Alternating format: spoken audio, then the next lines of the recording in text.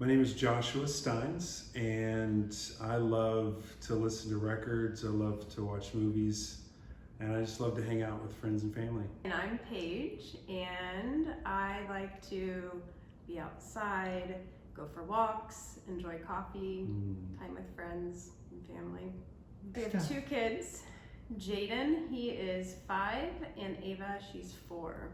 Well, I grew up in the church, and I remember when I was 8 years old, after the sermon on one Sunday morning, we sang Amazing Grace.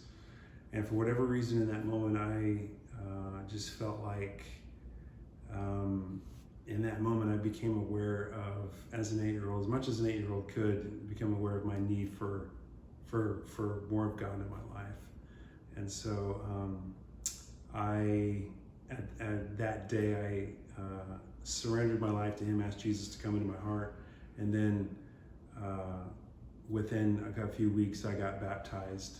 But it wasn't until I became a 9th grader in high school, and I fractured my vertebra playing football. Doctor told me no more football ever, and then no more sports for a year. That I started to get more and more connected to my church, and I discerned the call to full-time ministry, and had a great youth pastor who walked me through that. Then I got married, and then I finished school, and then entered into full-time ministry. So I'm ordained in the Church of the Nazarene, and I actually had the privilege of working at a school in Puyallup, Cascade Christian. I'm the director of spiritual formation. I also grew up in the church, and so as a kid, just constantly in church. And we grew up in a small town, so we had camp meeting in the summer for 2 weeks, morning and evening. And it was there that I first accepted Jesus into my heart. I was age 6. And then growing up in the church with a Christian family, just constantly kind of around that message. And when I was a little bit older in my teen years, there was, again, at camp meeting, that kind of time where I realized like, oh, this is like a full surrender. This is a process. And so that kind of idea of sanctification is where I started to really understand what it meant to follow Christ. And so in my teenage years, that came about. And from there, it just kind of became a journey, still is. I would say like in college was a time that was a really big growth for me, going away from home, away from my support system, kind of being in a place where like nobody cared if I was a Christian or lived out my faith. And so I really learned to own it for myself and really figure out what it really meant to me, even more so than I had previously.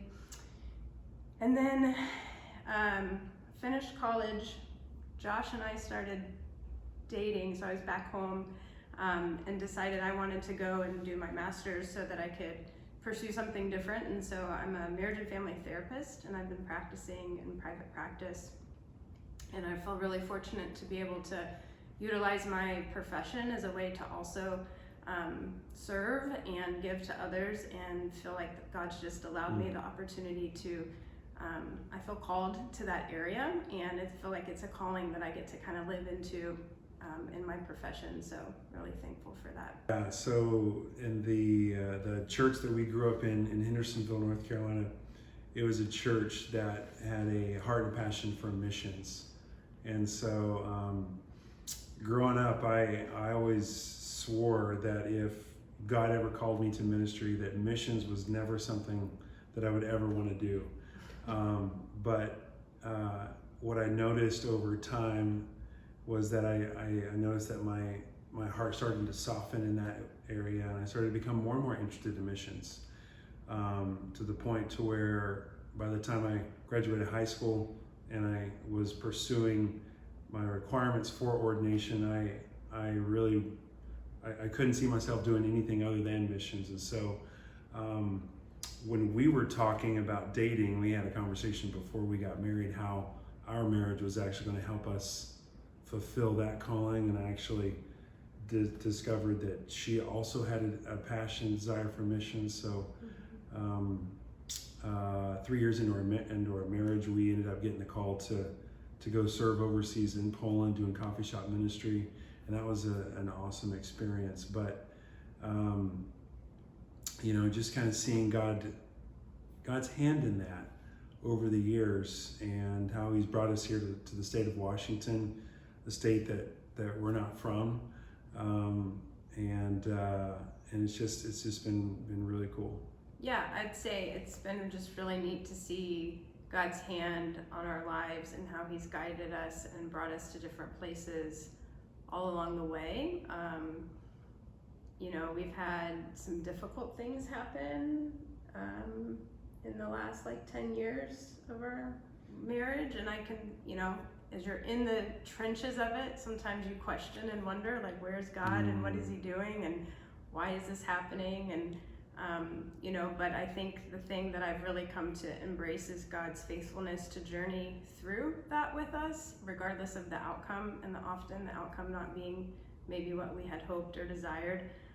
But I've always seen God's faithfulness in that journey with us. And I'm even reminded of that, today, we had some situations recently where if we just pause long enough to reflect and to look for God, He's always there. And so it's just really neat to, I feel really grateful for God and just His guidance and provision and just how He shows up for us.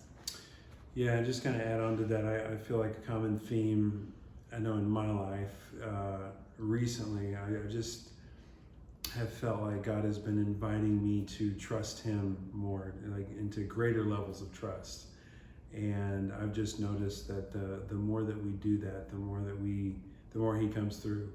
And the more He comes through, the more my faith and trust grows in Him, so that when I am put in a place where I'm in a place of need, it's becoming more and more of a habit for me to look to Him first, because He's come through so many times in our life, and He's been so good to us, and we're just excited to be here and to be connected to Gig Harbor.